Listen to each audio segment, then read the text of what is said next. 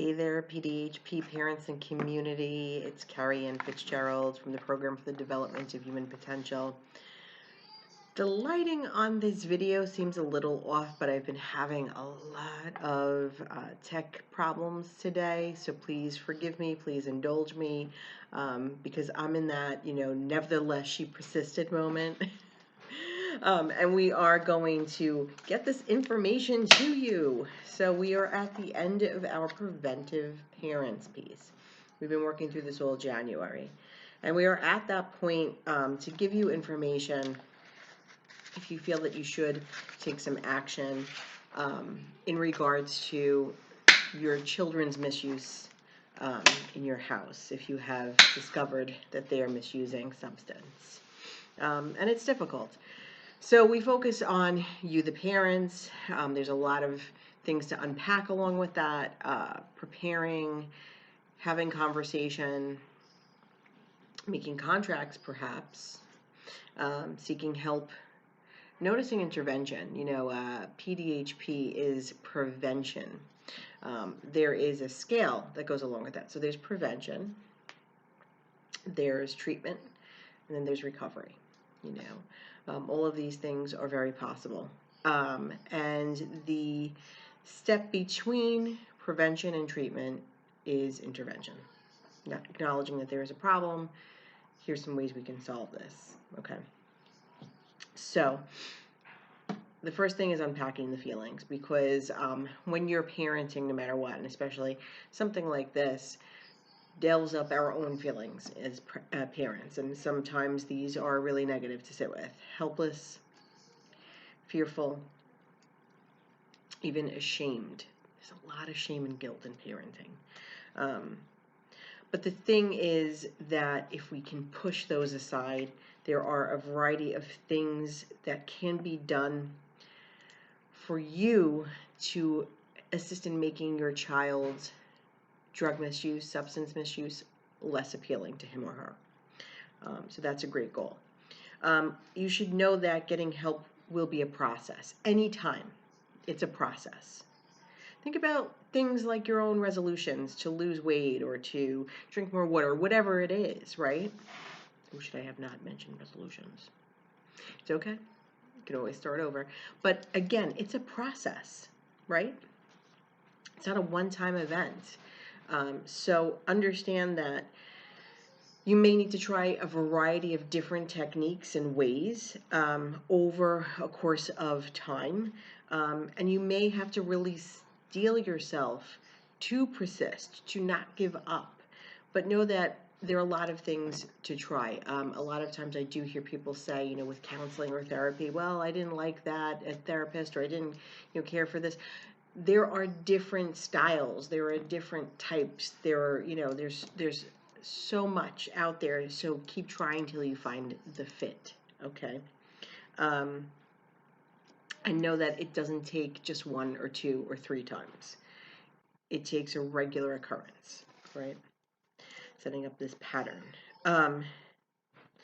You will need to educate yourself, and hopefully this piece has helped a bit.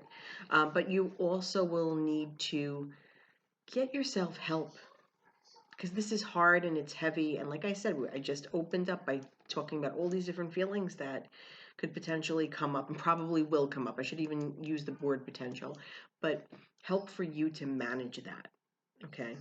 Beyond, your best friend or your spouse or someone to help you, a care provider to help you and support you. So, of course, setting up conversation time when your child is not under the influence and when you both are available to have this conversation. With all those factors set aside, this creates a more positive setting. Prepare for a couple of things: avoidance, denial. Prepare for questions concerning your own use. Prepare to check negative feelings: blame, shock, judgment. Remember, there are so many ways to conceal misuse. Don't be afraid to investigate your child's belongings. Check their backpacks, check their smartphones, their computers, their drawers, etc. Keep your cool. Don't let fear or anger drive you in this moment. So do what you have to do to calm yourself before confronting issues. We've talked about this so often, so remember those things that you've thought about. How do you calm yourself? How do you relax? What are those go-tos? Is it listening to music? Put on that song that really relaxes you. Is it taking a walk around the block? Do that. Is it stopping and having a cup of tea? Do that. Okay. Accept that there is use, because denial is counterproductive, and trying to rationalize or intellectualize misuse away will always backfire and become then dysfunction in the family.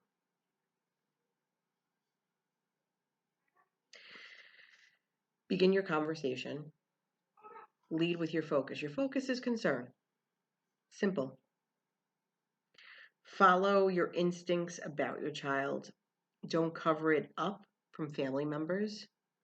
You'll be very surprised by the support you could have. You'll be very surprised when you have to take a stand and you have to set up boundaries and consequences with your child within your household. Say no clearly and say it firmly. Guidelines or contracts can be written up at this point. You can think about directives like behaviors, curfew. That could also be a smartphone curfew. The types of friends. Add privileges as well as consequences, but carry through. And have your child assume responsibility for these as well. All caregivers must be on the same page so that your efforts are united and that they are consistent. And please ask for help. There are so many confidential resources available. I mean, right here, the thing is you must ask. You must ask. You know, there's so many times that people have reached out to me and I give them a venue, but sometimes I don't hear back. You have to ask because we're here and there's so much available. You can ask your school counselor, whether they're guidance counselors, PDHP counselors, Mother Cabrini counselors, school social workers, you name it, they'll know someone. They'll know a way to get you a referral. Our offices, the Brooklyn Field office, the Queens Field office, we have referrals available. The principals and secretaries of your school know us. They know how to get in touch with us. You could simply ask for a phone number for the Brooklyn or Queens office. You can look us up on websites if you prefer to email one of the directors, your school nurse. Sometimes parents have messaged me here on Facebook. You're welcome to do that, and I'll connect you as soon as I see that message. You may know mental health counselors or substance abuse counselors. Seek them out. Use your resources. You may wish to arrange for an intervention that you will formalize. In this case, you're going to bring in significant people in your child's life, in your life, and you're going to use treatment as the outcome, okay? But remember, treatment is voluntary, and your child may refuse it, but you have some leverage. You can use consequences. There are legal consequences as well. There's removal from extracurriculars, and there's placements outside of the home. So many options, but please don't give up. Please contact us in many different ways and variables and manners. You can contact us and we can get you what you need, okay? So on this little snowy afternoon, I wish you well.